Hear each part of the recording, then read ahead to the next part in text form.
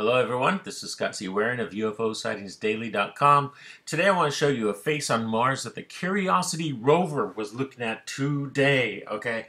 This is really on the face. They reached the camera out and set it on top of the face. Here's the face. They're looking directly at the face. The face is right here under the rover camera today. And here is a close-up of the face. Now, you got to look at this carefully. A lot of people don't look at faces much. They look at original people. They don't go to the Louvre Museum very much. They don't look at paintings very much. In modern society, people really skip over statues and paintings a lot. However, if you take this to an art teacher, they would say, yes, that is definitely a face. As you see, there is a chin. There is lips. Do you see those lips, those round lips? There is a nose area right there. It's pretty wide nose. Here is an eye. The other eye is a little bit back here. This is the forehead. This is the temple area, the temple right here that we have on the side of our head next to our eyes. Here is the cheek we have right here, cheek. And so basically you see that this really is a face. There's something that looks like hair growing off the side here. It's dark and black. You have to add light to do that. What the heck, let me do that. I'm going to add a little bit of light here just for you to see the hair. I have a square around it. And do you see that? Do you see that hair kind of poofs, black poofs? It's a different color on here. It's a different color because it's a different material. Your hair is a different material than your flesh. So that's the way it is. Now I'll put it back to original because people always get angry when I change the colors, so I'll just leave the lighting. That's all I do is change the lighting, but people get all pissed to hell. Okay, and you see this, here's one, two. It's in the shadow though. They accidentally caused a shadow, and so they moved the arm again. Here's the face, 3, 4, in the shadow again. Great job. 5, 6, out of the shadow. Do you see it screaming? It's a screaming face. It's a screaming face. And down here, 7, in the shadow again.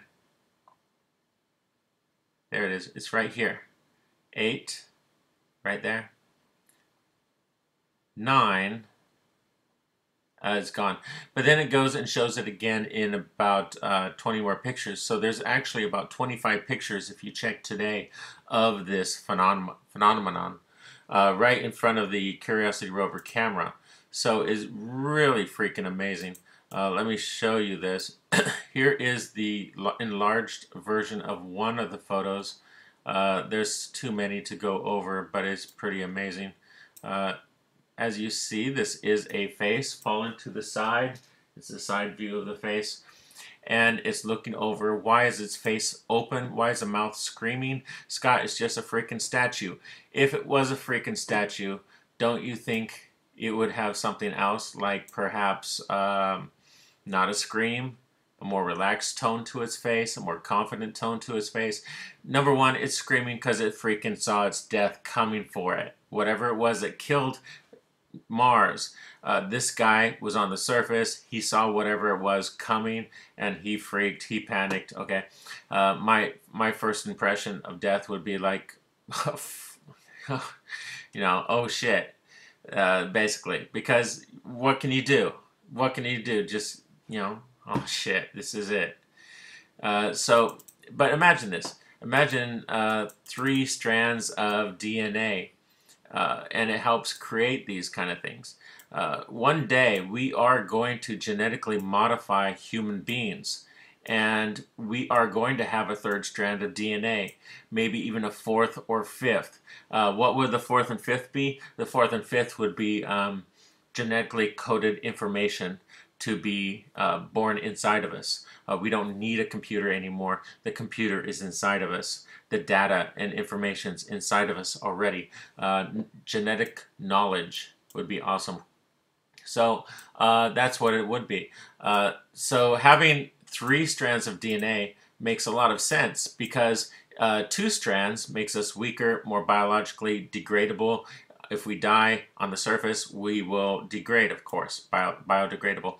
However, with three strands, our body becomes much, much harder than it is right now. Much harder. And with 4, 5, 6, we're talking when you die, we basically keep most of our form even after thousands of years, just like this guy right here. So that's kind of crazy, isn't it? It's really strange and really unusual. I guess a lot of people really haven't thought about this too much. I think about it a lot because I like to do this kind of research.